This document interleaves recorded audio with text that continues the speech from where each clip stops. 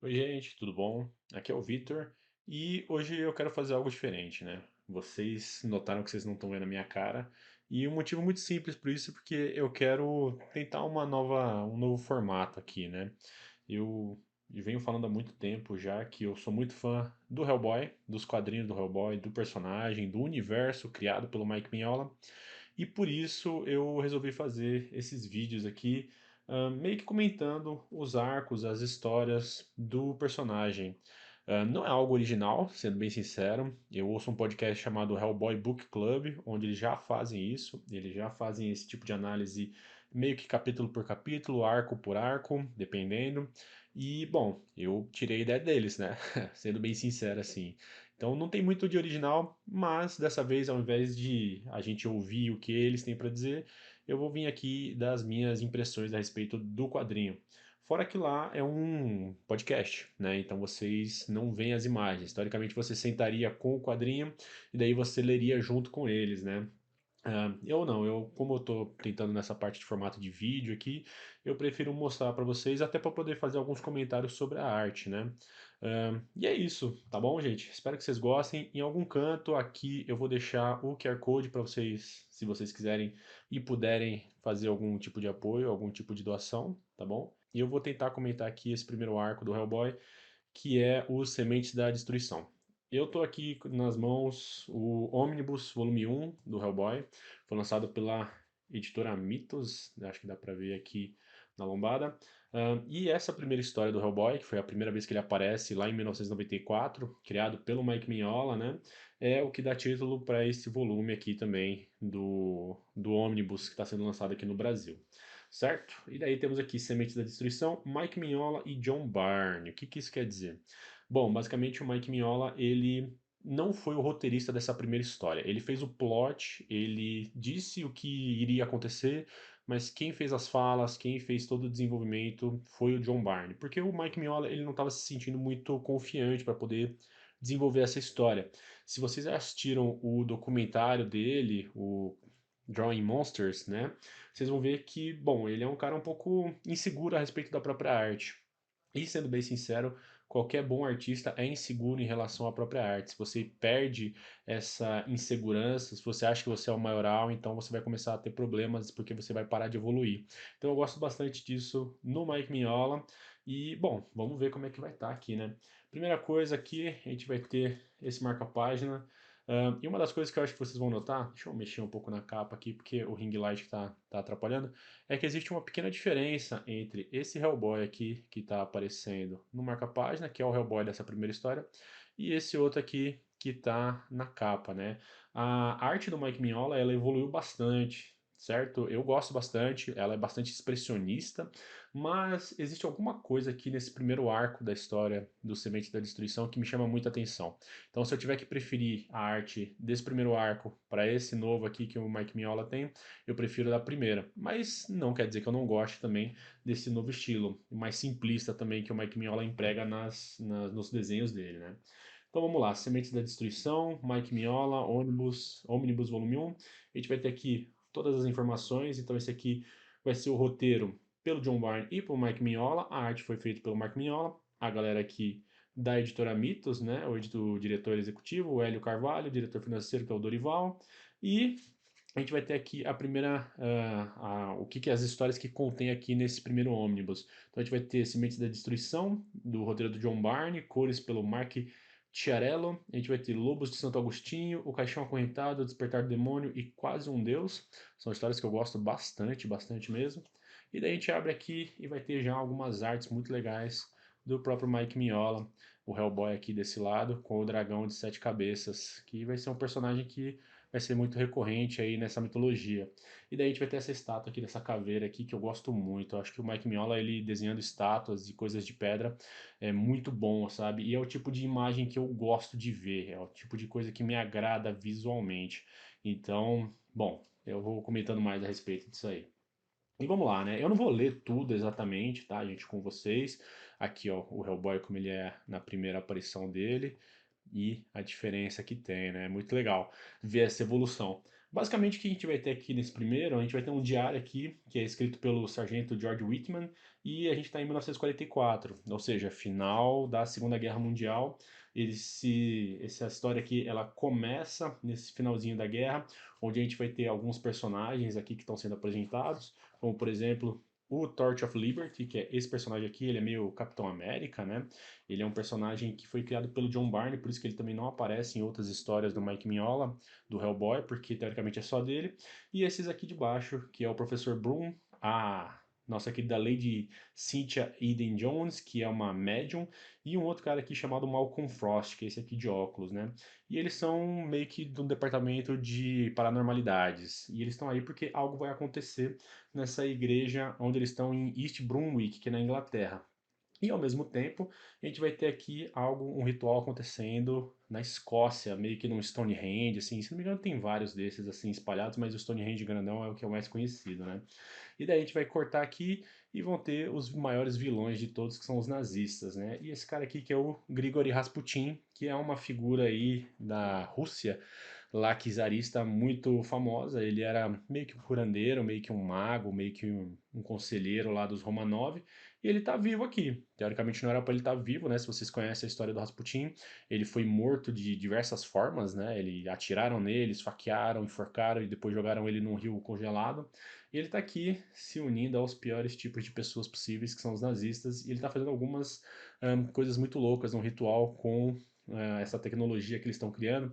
E daí, se vocês lembrarem do filme do Guillermo del Toro, de 2004, vocês vão ver que é muito parecido. Lá no filme ele só tinha uma dessas mãos aqui, dessas manoplas, mas vocês vão ver que é muito, muito semelhante. A gente vai ter alguns outros personagens que vão ser recorrentes aqui do universo do Hellboy, né? A gente vai ter o Krump aqui, a gente vai ter a Ilsa Hopstein, a gente vai ter uma galera. E ele tá fazendo um ritual, e aqui, apesar da distância geográfica que eles têm, né? No filme é no mesmo lugar que o Hellboy aparece, onde eles estão fazendo o ritual, aqui é diferente. Eles descobrem que o ritual vai funcionar. Então, olha só, a gente tem toda essa sequência aqui da invocação do Hellboy. Olha só o tamanho do raio que caiu aqui, quase caiu em cima da cabeça da Lady Cynthia. E agora a gente vai ter aqui a invocação. A gente vai ter o nosso querido Rasputin falando aqui que ele prometeu ao Hitler um milagre e ele conseguiu esse milagre, né? Esse milagre veio. E aqui é a primeira aparição do Hellboy criança, do Hellboy bebê, vindo à Terra. Eu gosto bastante desse tipo de sombra que o Mike Mignola coloca, que é muito dura, né? Ele não tem um degradê nas sombras, apesar de a gente já ter visto algum degradê durante as páginas aqui, lá nas primeiras, a gente vai ter essa coloração das sombras muito, muito marcada, que é uma característica bastante expressionista, né, como a gente já falou. E daí aqui a famosa fotinha do Hellboy com o Professor Broom e todo mundo aqui também.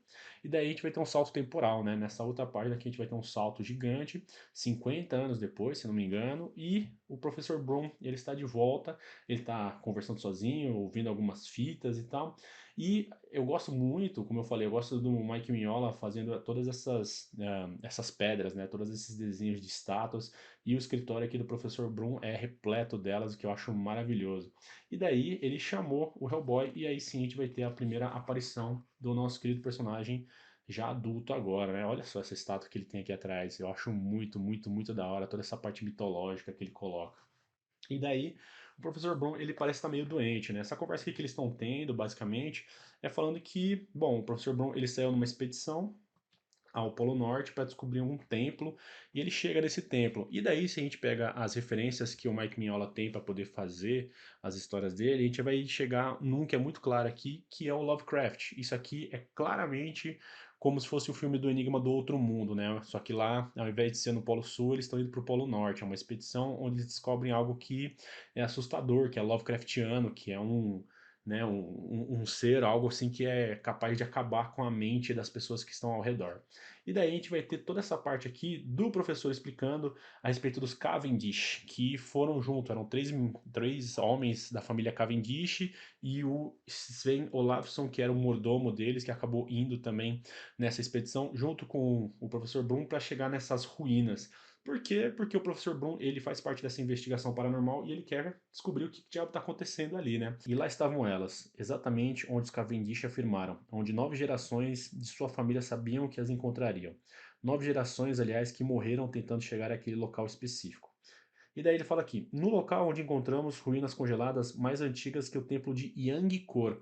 E daí eu fiquei encucado com essa palavra aqui, Yangkor, são duas na verdade, e eu fui atrás de tentar descobrir o que diabo é esse lugar, se ele é real, se ele existe ou se foi uma invenção do Mike Mignola.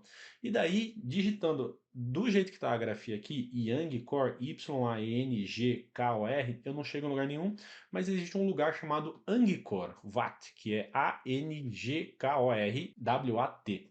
E daí, basicamente, o que a gente vai ter é um templo que era budista. Então, só lendo aqui a página para vocês, Angkor Wat, ou Angkor Wat com V, é um templo situado a 5,5 quilômetros ao norte da cidade de Siem Reap, na província homônima do Camboja. É o maior e mais bem preservado templo dos que se integram ao assentamento de Angkor e também é o único que restou com importante significado religioso, inicialmente hindu e depois budista desde sua fundação. O templo é o ponto máximo do estilo clássico da arquitetura Khmer, é considerado como a maior estrutura religiosa já construída e um dos tesouros arqueológicos mais importantes do mundo.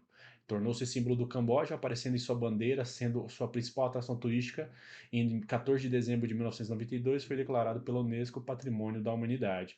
Então, eu acho que nessa descrição que o professor Blum está fazendo, é mais antiga que Angkor, ele pode estar se referindo aqui, só que com uma outra grafia, tá? Eu acho que pode ser isso, posso estar errado também, né? Vai saber que pode ser uma invenção do Mike Mignola. E daí, virando a página aqui, a gente vai ter de novo mais uma invenção ou mais uma palavra, um comentário do professor Blum falando a respeito de como que ele descreve essa estátua que ele encontra, que ele fala assim, está lembrado daquelas fotos que eu lhe mostrei das esculturas descobertas em Corfu na década de 1930? Era algo similar, porém maior, 100 vezes maior. E daí, de novo, né, vou eu pesquisar o que diabos são essas estátuas de Corfu. E, sendo bem sincero, eu não descobri nada. Eu não consegui descobrir exatamente ao que ele estava se referindo, mas eu achei um artigo aqui, eu descobri que Kofu é uma região no Japão e aparentemente existem algumas esculturas que foram descobertas lá, tá bom? Então, só de novo, lendo aqui para vocês um artigo que eu acabei encontrando, esse artigo ele se chama Pré-História Japonesa e seus vasos de barro com design em 3D. E daí, esse artigo está no site Yamanashi, Terra do Monte Fuji. Foi escrito pelo Diego Ramos, do CIR de Minas Gerais, no Brasil, em 2020. Certo? Então ele coloca bastante coisa a respeito dos museus que ele visitou, mas eu quero ler aqui principalmente a parte das estatuetas.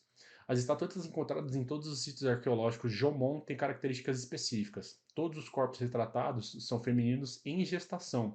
Os quadris largos, a presença de seios e barriga acentuada seriam evidência a favor de tal teoria.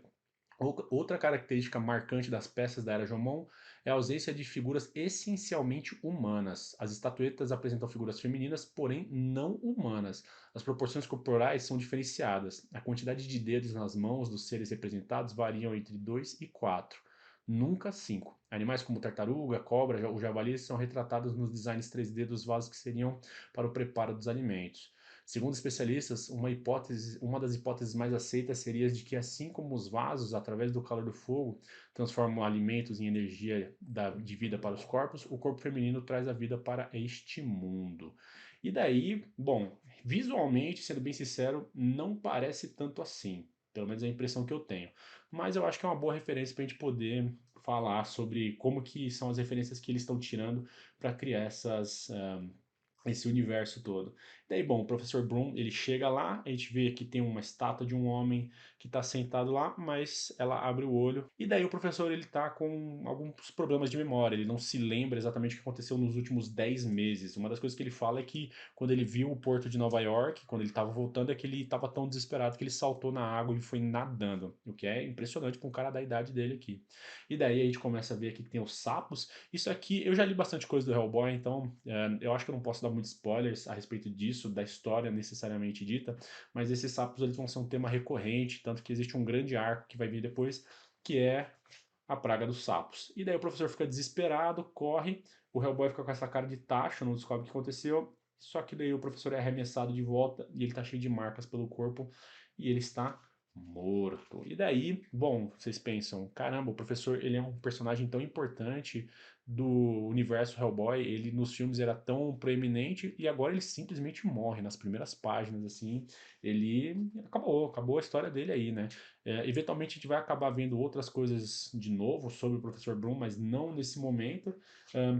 E daí a gente vai ter uma batalha com o Hellboy e um monstro sapo. Olha só de novo, né? Esse trabalho de sombras que ele acaba colocando aqui. Então aqui estão as luzes, o braço do Hellboy vai para as sombras para a gente poder ter o contraste com essa lápide. E aqui atrás, aqui nos olhinhos, a gente consegue ver que o monstro está nas sombras. Inclusive o Hellboy fala, ele não enxerga tão bem no escuro assim, né? Apesar dele ser um demônio. E daí ele tá tendo essa batalha aqui com esse monstrengo, o sapo, que nem eu falei, vai aparecer de novo. Ele fala que essa língua aqui que chega na carne dele acaba amortecendo, ele para de sentir, ele para de ter sensibilidade ali e começa a ficar fraquejado, né? E daí tem toda essa parte dessa luta que eu acho muito legal. A mão de pedra do Hellboy, que é muito importante, né? Vai ser muito importante para a mitologia toda aqui. Eu não sei se o Mike Mignola já estava planejando algo nessa primeira história necessariamente, mas vai evoluir para coisas muito importantes. E eles estão quebrando o pau aqui, na real, né? O sapão aqui, ele tenta ir embora, mas daí o Hellboy pega e dá um tiro nele. E daí é muito legal porque o tiro é tão forte que a gente consegue ver o que está através da janela. Então o buraco aqui que fez é da mesma cor do céu lá fora. E quando o sapo está morrendo, o que cai no chão é um esqueleto humano, não é um esqueleto de sapo, nem de monstro, nem nada do tipo. E daí o Hellboy, ele liga para um cara que também vai ser muito importante nas histórias futuramente, que é o Tom Manning, que é esse cara aqui. Ele é diretor do BPDP, né? Ele é um dos caras dos chefões assim dos cabeças da história. E vocês vão lembrar do filme também onde o Hellboy não tinha uma boa relação com ele. Aparentemente aqui ele e o Tom Manning eles se dão bem, né? Basicamente é isso. E é muito legal também porque quando a gente pensa a respeito desse primeiro arco aqui, a gente vai ver que muitas das coisas que vão vir no futuro e que vão mudar drasticamente esse universo do Hellboy começam por aqui. Então, de novo, né? Eu acho que eu não quero dar tantos spoilers assim para vocês, mas por exemplo, os sapos, o Tom Manning, o próprio origem do Hellboy, essa mão toda dele aí que ele tem, tudo isso vai acabar voltando mais pra frente para acabar mordendo ele na bunda.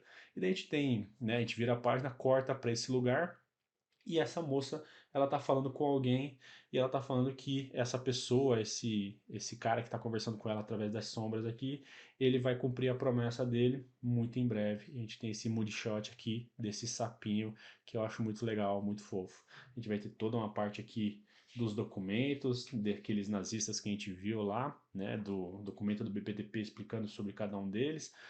E uma coisa que eu não comentei antes, mas eu acho que é legal comentar agora, é que a sarjeta, né, a sarjeta do quadrinho, ela tá toda preta aqui por enquanto, e isso é uma das coisas que a gente vai conseguir notar, inclusive aqui na lombada, ó, que até aqui a sarjeta era preta e depois ela ficou branca, né? Tem alguns momentos aqui que a gente vai poder ver o contorno branco. Sinceramente, eu gosto muito dessa aqui, mas eu acho que visualmente o branco fica melhor, muito melhor. Certo? E esse aqui é o final da primeira história, da primeira revista do Hellboy. E a gente começa com bastante mistério. A gente tem um personagem que é muito interessante, a gente tem um mistério aí de um explorador que acabou ficando completamente maluco, né? Que se perdeu aí no meio dessa jornada. E a gente tem essa moça que é a Emma Cavendish, que, bom, aparentemente vai ser muito importante nas próximas histórias aí que estão por vir também, né? E daí a gente vai ter o próximo aqui, Semente da Destruição, capítulo 2. Tem um conto aqui sobre sapos, eu não vou ler aqui, mas eu acho que é muito interessante falar a respeito disso. Que basicamente o Mike Mignola, eu não me lembro dele ter feito isso mais nenhuma outra vez, mas tem um pequeno texto a respeito dos sapos propriamente dito, né? Uma lenda africana a respeito de um sapo. E daí aqui a gente vai ter. um,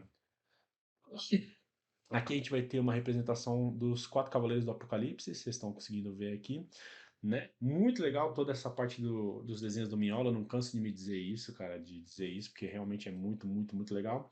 E aí a gente vai começar, olha só essa página, eu gosto muito desse tipo de composição, cara. A gente vai ter muito céu, essa cor linda que tá aqui, a gente vai ter aqui no trecho de baixo toda a parte do horizonte com o lago e essa casa aqui tendo todo esse destaque. Isso aqui, cara, é uma composição simplesmente inacreditável e eu acho muito interessante porque o trabalho de um quadrinista ele é basicamente desenhar, mas ele trabalha com muitas outras pessoas. Então você vai ter o cara que vai fazer a line art por cima, você vai ter o cara que vai fazer as cores, você vai ter só o pessoal que vai fazer os balões, que vai fazer as letras. Todos eles estão trabalhando junto para poder compor essa, né, essa obra, esse quadrinho, né? E é um trabalho que, assim, são pessoas no máximo das suas capacidades fazendo o possível para fazer uma obra muito interessante, cara. E daí a gente vai começar de novo, a gente começa nessa mansão, né, que é do Cavendish, e aí a gente vai ser apresentado a dois outros personagens junto com o Hellboy, que são muito importantes, que apareceram nos filmes também. Um deles é a Lee Sherman e o outro é o Abe Sapien, o Abraham Sapien também. E uma das coisas que eu queria comentar aqui nesse primeiro momento é que, bom, basicamente a gente vai ter esses balões quadrados aqui em alguns momentos, onde é o monólogo interno do Hellboy, né? E isso é algo que vai sumir depois em algum momento. Eu não sei se é por causa da influência do John Byrne nessa primeira história, ou se simplesmente o Mike Mignola ele vai mudar o estilo de contar a história dele mais pra frente, ou se isso tem a ver com uma própria mudança do personagem do Hellboy, mas basicamente ele é um narrador falando pra gente aqui sobre o que está acontecendo. Eu não vejo muito problema com isso, tá? Muito pelo contrário, eu acho que não atrapalha em nada. Mas é algo que é interessante a gente notar que depois vai mudar. De novo, assim como a arte, né, em si, ela vai se refinando, como o próprio Mike Mignola ele vai mudando a maneira como ele vai desenhar, eu acho que ele acaba também alterando a maneira como ele conta a própria história, né? Bom, e basicamente a gente vai ter a senhora Cavendish, ela vai fazer uma grande exposição a respeito do patriarca da família, o Elihu Cavendish, que ele era no fim das contas, um explorador, ele era um baleeiro, isso aqui é uma clara referência a Moby Dick, né? Não dá para deixar de falar disso também. E, bom, ele tem uma fala muito interessante aqui que eu gosto assim. Ele basicamente estava explorando o mundo, mas ele nunca se sentia em paz, viveu sempre insatisfeito. Em suas jornadas, viajou dezenas de vezes ao redor do mundo e em portos sinistros descobriu coisas sinistras. Isso aqui é muito legal também porque dá essa noção de que o universo do Hellboy ele é recheado de coisas que são inexplicáveis. E bom, basicamente ele descobriu um pergaminho, né? Algo aqui que tem uma escrita muito estranha aqui, até onde eu sei é invenção do próprio Mike Mignola, e ele ficou louco tentando descobrir onde que ficava esse lugar. E a senhora Cavendish fala que toda a geração de Cavendish tentou chegar naquele templo e acabou morrendo, que fica no topo do mundo, inclusive os três filhos dela, né? E a gente vai descobrir mais pra frente que um dos filhos dela é aquele sapão que atacou o Hellboy e que ele acabou matando ele, né? Ahn, muito legal, vamos lá. Mais pra frente aqui a gente vai ter toda essa história, a gente vai ter ela explicando a respeito do pergaminho, falando que se perdeu e tal. E de novo, né, a senhora Cavendish falando a respeito, né, com essa sombra misteriosa que a gente já consegue ver aqui, que é o Rasputin. E daí ele fala assim, ó. Crianças, venham dar beijo de boa noite na mamãe. E daí ele cumpriu com o combinado, mas talvez não da maneira como a gente estava esperando. E daí, de novo, né, a gente vai ter algumas exposições aqui, como por exemplo dessa personagem da Lee Sherman, que é assim uma das personagens que vai ser mais proeminente nos próximos arcos e que é muito legal, principalmente nessa parte dela acendendo o cigarro com o dedo. Ela é pirocinética, né? Ela acaba ahn, controlando chamas, gerando chamas e depois mais para frente isso vai escalonar para coisas assim inacreditáveis. E basicamente o que aconteceu aqui nesse quadro, ele está explicando que ela matou a família num surto que ela teve com os poderes e que ela foi adotada pelo BBDP e virou uma agente deles também. O Hellboy falando com o Abe, né, o Abe Sapien aqui explicando, eles descobrem que o Olafson, que teoricamente havia morrido na expedição também, é o mordomo que atendeu eles ali, né, que tá aqui, ó, então é o mesmo cara que estava na expedição, e ele teoricamente morreu, então porque ele está vivo. E o Abe, ele é revelado que ele é um homem meio peixe, né? Ele é um cara meio anfíbio. E eu gosto bastante dessa relação que existe entre os personagens porque é um bom equilíbrio, né? A gente vai ter a Liz, que é fogo, o Abe, que é água, e o Hellboy aí que trazendo essa força bruta que ele tem também. E daí, de novo, né, alguns diálogos expositivos aqui falando a respeito desse personagem, onde ele fala que o Abe ele foi descoberto por encanadores e ele recebeu esse nome porque no tanque onde ele estava sendo preservado tinha a data de assassinato do Abraham Lincoln, então é 14 de abril de 1865, então eles acabaram apelidando ele de Abe e ele é um Ictio-Sapien, né? E a gente também não sabe que diabos qual que é a origem exata dele. E ele vai mergulhar nas águas ali para poder descobrir o que tem debaixo da mansão dos Cavendish que tá afundando. E daí a Liz é sequestrada. Eu gosto desses mood shots pequenininhos dos sapinhos aqui. O Mike Mignola faz um trabalho excelente, assim, excelente com esses mood shots, com esses pequenos quadros que dão um certo respiro também para essa narrativa, em momentos onde a gente só observa, né, para poder absorver exatamente o que aconteceu. Então, se os sapos apareceram no escritório do professor Broom e ele morreu, então provavelmente a Liz deve estar morta também. A gente vê o casaco, a mala e o cigarro dela aqui. E daí o Hellboy fica muito, muito, muito puto. E o mordomo aqui, o Olafson, aparece, o Hellboy começa a dar porrada nele, e ele se transforma aqui no sapão também. E eles começam a, de novo, né, sair na porrada, porque é isso que o Hellboy sabe fazer de melhor. É muito legal porque esse sapão aqui do Olafson, ele é muito mais forte, ele acaba arremessando o Hellboy, e tem uma fala aqui que eu gosto pra caramba, que ele fala assim, ele me atirou contra a abóbada do teto como se eu fosse um saco de cimento molhado. Uma parte do meu cérebro até agora registrou o estrago nessa arquitetura refinada. Agora já chega de ser bonzinho. Eu estou em pé novamente e louco da vida. E é muito legal porque isso aqui é uma das características do Hellboy, que é ele fica muito puto, ele entra nesse modo de destruição e ele não vê cores mais, né? Lembra um pouquinho até que o Bill, onde tudo fica vermelho, tudo fica preto e branco. E a mesma coisa acontece no quadro aqui, né? Vocês estão vendo que tudo aqui perde a cor e a gente consegue ver só a fúria dele mesmo, dando soco e arremessando o sapão para fora da sacada aqui também.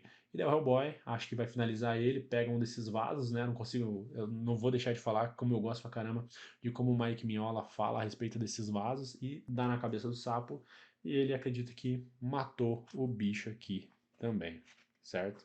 Ahn, Olha esse quadro aqui, eu gosto muito dessa composição do Abe saindo da água com esse anjo aqui. E é muito legal porque agora a gente vai ver que tem uma diferença entre essa e essa. O Hellboy tá falando aqui e nesse momento é o Abe que a gente vê falando, narrando, né? Ele tá falando com ele mesmo, mas como não tem fala, né? Não tem um balão desse tipo aqui, a gente entra nos quadrados aqui, onde ele tá falando a respeito desse lago. E ele basicamente diz que a água aqui é uma coisa horrorosa, parece tinta que gruda na pele dele e que não tem nada vivo, nem peixes, nem animais, nem algas, não tem nada. Seja lá o que tiver acontecendo com esse lugar aqui, né, a gente vai descobrir logo, nada consegue viver aqui. E daí o Abe sai da água e ele descobre que também tem algumas coisas cheias de morte ali naquele local. E a gente corta de volta para o Hellboy, ele voltando para dentro da mansão e a gente descobre a Emma Cavendish morta aqui, da mesma maneira que o professor Broom morreu também. E aí, finalmente, o Rasputin se revela, né? E eu gosto muito aqui dessas linhas que ele coloca de revelação. Me lembra muito um filme que é O Gabinete do Dr. Caligari, né? Que é um filme expressionista e, de novo, né? O Mike Mignola colocando para fora todas as suas habilidades aqui nesse começo dessa história também. E eu gosto muito desse design do logo do Ragnarok, né? Do logo do projeto Ragnarok que o nosso querido Rasputin está usando aqui. E eu acho muito interessante porque o Hellboy ele vai falar uma coisa que vai virar meio que um padrão das histórias dele também mais para frente. Olha só essa página, uma página inteira, o Hellboy enrolado em tentáculos. Cara, é muito legal essa composição, é muito legal. Isso aqui também, Hellboy tomando uma surra de criaturas Lovecraftianas vai virar meio que um tropo das histórias. E daí ele de novo sendo puxado para baixo aos pouquinhos, né? Aos pouquinhos, e ele finalmente engolido. E daí de novo a gente vai ter aquela representação do dragão com várias cabeças, né? E a gente vai mais para frente também descobrir quem que eles são. A gente começa o capítulo 3. Daí o Hellboy ele fala uma coisa que é muito legal aqui, que ele fala que muito do tempo, como ele passou muito tempo sendo detetive paranormal, e boa parte do tempo ele passou sem os pés no chão, ou seja, ele vive sendo arremessado, ele vive caindo, ele vive sendo, sabe, lançado de lugares, e isso vai virar meio que uma piada recorrente mais pra frente também, né? A gente vai ver bastante do Hellboy caindo, sendo arremessado, e ele simplesmente cai, e daí ele tá lá embaixo dentro desse grande mausoléu, né? Parece que tem algumas esculturas incas, astecas aqui por trás também que o Mike Mignola faz. de novo, né, eu gosto muito de todas essas representações. E daí tem muita fala. Isso aqui é uma coisa que eu queria comentar. Tem muita fala, tá? Tem bastante, assim. São coisas que a gente vai ver um pouco menos, principalmente da parte do Hellboy. Ele acaba virando um personagem um pouco mais introspectivo, na real, né? Eu não sei se é porque realmente é a respeito do que vai acontecer com ele, das angústias dele, mas a gente vai ver muita, muita, muita mudança do personagem nessa parte aqui também. E daí o Hellboy dá um tirambaço na cara do Rasputin. E daí a gente vê aqui essa cena aqui que eu acho maravilhosa, que ele vai chegando e fala, ó, você já pode cair, eu já te dei um tiro na cara e tal. E ele faz um som, né? Ele não fala nada. É muito louco porque isso aqui é muito poderoso porque você não imagina algo desse tipo assim, né? Isso aqui foi desenhado tudo, inclusive o balão, pelo próprio Mike Mignola. E é muito louco porque o Hellboy ele fala, o som que ele emitiu não passou de um guinchado, mas está reverberando pelo ar como se fossem badaladas de um sino gigante. Estou me sentindo como se tivesse me atropelado por um submarino. Então, assim, é uma magia muito, muito poderosa e o Hellboy vai comentar isso mais pra frente porque ele fala que durante todos esses anos como detetive, né, ele pegou diversos patuás, diversas coisas para proteger ele de diversas magias e o cara meio que anulou tudo. Ou pior, ele é tão poderoso que isso aqui não fez a menor diferença, né? Essas coisas que o Hellboy tem dentro do casaco dele não fez a menor diferença pro Rasputin. Daí, de novo, né, várias páginas aqui deles lutando. Agora o sapão aqui, que era o Olafson, ele tá se transformando, tá ficando cada vez maior. E é muito louco porque a gente vai ver mais pra frente que ele vai parecer muito com outro personagem que a gente viu nos filmes do Del Toro, que é o Samael, que ele é meio, eu acho que eles usaram o design desse personagem aqui dos monstros sapos para poder fazer o design do monstro no filme também, certo? Então eu acho muito, muito, muito legal que o Guilherme Del Toro, e de novo, né, para quem viu o documentário do Drawing Monsters do Mignola, e viu que eles ficaram muito amigos, apesar dos atritos que eles tiveram durante a confecção do filme e tudo mais. Então, bom, basicamente eu acho que ele usou bastante disso aqui de referência para poder criar o filme. E a gente corta de volta pro Abe, ele tá aqui, né, debaixo das catacumbas, e daí ele vê de novo os dois filhos que sobraram da senhora Cavendish transformados em sapos. E essa aqui é uma cena muito bonita, apesar de muito trágica, né, dos monstros sapos levando o corpo da mãe deles de volta ali para as profundezas do lago, seja lá onde eles quiseram ir. Mas uma das coisas que eles falam é que, bom, basicamente existe ainda humanidade nesses dois, diferente do Olafson. O Olafson ele deixou de ser humano completamente. E o Abe, ele fala aqui que ele tem algum tipo de afinidade com esses seres anfíbios, ele tem alguma coisa aqui que tem relação com essas criaturas e a gente vai ver mais pra frente quando o Abe tiver as próprias histórias também, e muitas coisas vão ser reveladas. E bom, a gente corta do Abe caindo aqui no cadáver entre aspas, né, no fantasma do Cavendish, do Elihu Cavendish, e a gente corta pro Hellboy basicamente apanhando, né? O Hellboy ele tá só tomando muita, muita, muita porrada nessas próximas cenas aqui. Olha só, esse aqui, cara, esse design de criatura é muito, muito, muito legal. Eu gosto pra caramba. E daí o Hellboy, ele vai ter todo um diálogo, um monólogo aqui do Rasputin, de novo, né? Muito, muito expositivo, explicando a respeito de como que ele acabou entrando pro Reich, por que que ele aceitou isso, como que ele descobriu tudo. Uma coisa que eu queria comentar é diferente das cores, né? O Hellboy ele aparece muito mais vibrante do que as outras cores que a gente vai ter aqui também. E é muito louco porque se a gente for vendo aqui, tudo meio que se encaixa, né? Faz sentido tudo isso que o Rasputin está falando. Ele também saiu numa expedição aqui para chegar no templo, só que ele consome a alma das pessoas que foram com ele e ele fica lá e ele fica adormecido nesse templo aí durante muito, muito tempo. E daí a gente vai conhecer a grande mitologia aí, né? Os dragões que estão no universo, pairando no universo, meio que trancafiados lá, que é o Ogdrujahad, tá? E é muito legal porque eles têm nomes, são 7 criaturas que na verdade são uma coisa só, e eles têm alguns nomes, e eu vou fazer questão de ler aqui para vocês. Eu achei na Wikia do Hellboy os nomes dele e a gente vai ver os significados. Bom, basicamente eu vou tentar fazer uma tradução meio que simultânea aqui. E tá na ordem que tá na Wikia, tá? Então eu agradeço o pessoal que estava aqui fazendo todo esse trabalho de pesquisa, porque me ajudou bastante. Então o primeiro deles que a gente vai ter é o Adad Jahad, e traduzindo aqui, Adad é um deus mesopotâmico das tempestades e da destruição, da fertilidade e da adivinhação. E ele é cultuado na Mesopotâmia exatamente porque, como ele controla o tempo, ele pode trazer boas tempestades, boas chuvas para a colheita, mas ao mesmo tempo ele também tem toda a capacidade de destruição. A gente vai ter aqui embaixo dele aqui o Amon-Jahad, que provavelmente foi baseado no deus egípcio Amon, que ele é o deus do sol e da criação.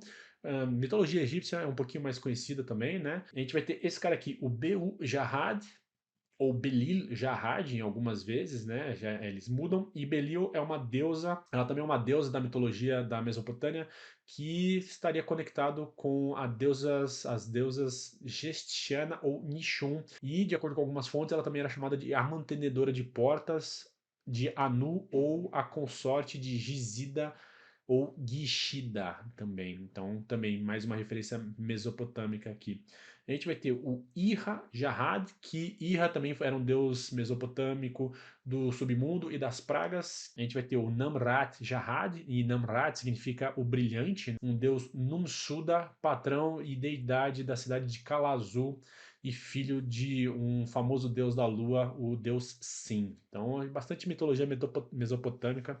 O Mike Mignola, ele é um cara assim que é uma enciclopédia de mitologias, é muito legal ver os trabalhos dele aqui. E por último, a gente vai ter o Nergal-Jahad. E o Nergal, ele é um deus mesopotâmico, deus da guerra, da praga, da morte, das doenças, e também tinha conexões com o Sol, e mais depois, né, e posteriormente com o submundo. Um, e no fim das contas, eles falam que ele era amante da deusa Ershgal, e a gente vai acabar vendo isso aí também mais pra frente. Esse nome Ershgal vai acabar aparecendo em algum momento. Continuando aqui na história, né? A gente vai ter toda essa parte dele tendo essa explanação e ele falando aqui que a Liz, ela tem um poder latente muito importante e que vai ajudar ele a trazer esses deuses de volta à Terra. E daí a gente começa a ver aqui esses tentáculos aparecendo, a Liz aqui desacordada, sendo, né, utilizada aqui, tendo seus poderes tirados pelo Rasputin. Agora a gente vai ter aqui o Sadorren, que é um Ogdruhen, que é uma das crias do Ogdru-Jahad. Na mitologia aí do Hellboy existem 363 Ogdruhen, que são essas criaturas Lovecraftianas que estão no planeta Terra adormecidos. E, bom, basicamente a gente vai ter o Hellboy lutando com essa criatura de tentáculos gigantes, como também foi no final do filme também, de 2004 do Del Toro, né? E daí o Rasputin ele tá aqui e aparentemente ele vai vencer. E a gente corta aqui pro Abe e para o fantasma do Elihu Cavendish. E daí a gente vai ter aqui umas representações muito legais desses anjos matando alguns demônios, né? A gente não pode deixar de pensar que o Hellboy também é um demônio, então a gente tem que pensar no que isso significa para ele. Daí de novo aqui, né? Rasputin, olha só, essas páginas gigantes assim, eu acho muito, muito, muito legal. Eu acho muito bonito essa composição que ele acaba fazendo aqui também. Mais luta, mais porrada, Hellboy tendo a sua energia sugada aqui e o nosso querido Rasputin começa a fazer o encantamento para chamar eles, né, para chamar esses deuses, os dragões, os sete, para eles voltarem para cá. O Hellboy, ele pega uma granada de dentro do casaco dele, enfia dentro da boca do sapão aqui, explode o sapo. É muito louco porque a gente vai ver, a gente vai ter esses cortes aqui. Isso aqui é muito Kirby, né? Essas bolotas assim a gente costuma ver, principalmente nos trabalhos do Kirby. E daí a gente tá vendo que o feitiço do Rasputin tá funcionando, né? Aos pouquinhos ele tá conseguindo fazer alguma coisa. Isso aqui é uma página muito interessante porque na mitologia do Hellboy existem alienígenas. Isso aqui são alguns alienígenas que estão monitorando os Ogdru Jahad e eles estão vendo que, caramba, que diabo tá acontecendo, né? Quem que é o maluco que tá invocando eles, né? Esse cara é insano. E daí esse alien aqui, que teoricamente é o capitão da nave, ele fala o seguinte, ó: agora somente uma força pode impedi-los, o poder que os aprisionou, o mesmo que os criou. E daí a gente corta para a mão do Hellboy aqui. E daí, de novo, né, a gente vai ter uma referência aqui sobre o que diabo é a mão do Hellboy e o porquê que ela é tão importante. E o Rasputin ele consegue, tá vendo? Ele consegue, ele faz uma rachadura aqui na prisão dos Ogdru Jahad. E é muito louco porque ele tá aqui todo felizão, daí para, e daí ele para. E quando a gente vira a página, tem uma lança atravessada no peito dele. E daí o Abe, que está possuído pelo fantasma do Cavendish, ele acorda a Liz, né? Inclusive quem fala é o fantasma, né? Acorde, mulher. E ela desperta e ela bota fogo no Rasputin, né? Com os poderes um, pirocinéticos dela. Eu acho que não foi de propósito, eu acho que foi algo meio que ela acordou e acabou fazendo. E daí o Abe pula, pega ela, o nosso querido Ogdruheim aqui, o Sadoheim, ele começa a pegar fogo, a gente tem uma noção do quão potente é a Liz, o quão poderosa ela é. E, bom, basicamente eles tem que fugir, tá tudo desmoronando. Eu gosto bastante dessas sequências aqui, desses diálogos deles conversando. E o Rasputin aqui falando, cara, eu vou acabar com você, cuspindo fogo nele também, essas bolotas do Kirby aqui, Kirby Crackle, né, que eles costumam falar também. E o Hellboy dando porrada, muita porrada nele. E é muito louco porque o Rasputin, ele tem noção a respeito do destino do Hellboy e ele não quer saber. Ele próprio não tem esse interesse em saber do próprio destino. E ele fala: "Pense, criatura, pense. Se se me matar, você jamais saberá quem é, jamais compreenderá o poder do qual é imbuído." E ele fala: "É, tem toda a razão." E isso é legal no Hellboy. Ele não se importa com isso. Ele não se importa com o destino dele. Ele quer simplesmente seguir a vida dele como uma pessoa normal. E ele dá um porradão aqui no Rasputin e ele tá falando, ó, mesmo esqueleto, ele ainda tá falando, e daí acaba. E finalmente a mansão Cavendish afunda no lago, como estava predita para ser. E daí a gente vai ter aqui o diálogo deles falando tudo, né? Falando a respeito do que aconteceu, o Abe explicando que ele ficou em transe e tal. A Liz falando que se sente muito bem depois de ter soltado todos esses poderes dela assim de uma vez, que ela não se sentia tão bem assim há muito tempo. Ou seja, os poderes dela são intrinsecamente ligados à pessoa dela, né? E, bom, basicamente a gente vai ter o final agora da primeira história do Hellboy. Menos aqui nessa parte, onde a gente vai ver que em algum outro lugar, num castelo congelado, o logo do projeto Ragnarok se acende e a gente vai ter algumas figuras que a gente acabou vendo também aqui durante essa história. Eles vão despertar, o que é um ótimo cliffhanger para o que vai vir em sequência. E acabou. Basicamente, essa aqui é a primeira história do Hellboy, a primeira que foi lançada pelo Mike Mignola, pela Dark Horse, Sementes da Destruição. Eu gosto, tá, gente? Eu gosto muito do Hellboy. Eu pretendo fazer mais vídeos assim, comentando a respeito desse personagem, falando bastante sobre a mitologia dele, dando o meu parecer mesmo em relação a essa história que, para mim, é uma grande referência para as histórias que eu escrevo, para os meus livros. E, bom, eu acho que basicamente é isso, né? Esse foi um projeto experimental. Eu vou ver se eu vou continuar. Eu preciso ter tempo para poder ler as histórias, fazer as minhas anotações, fazer algum certo nível de pesquisa aqui para poder trazer para vocês, porque também só ler as histórias com vocês não é tão legal. Então, vou tentar fazer algo desse tipo assim, onde a gente vai poder conversar e tentar fazer mais aprofundado.